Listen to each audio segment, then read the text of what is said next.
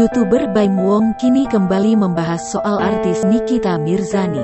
Ayah Keanu Tiger Wong itu membahasnya kala berbincang dengan Vena Melinda. Suami Paula Verhoeven itu rupanya tak mau bertemu dengan Nikita Mirzani untuk meluruskan pertikaian yang telah terjadi. Awalnya, Vena Melinda melontarkan pertanyaan dari netizen pada Baim Wong.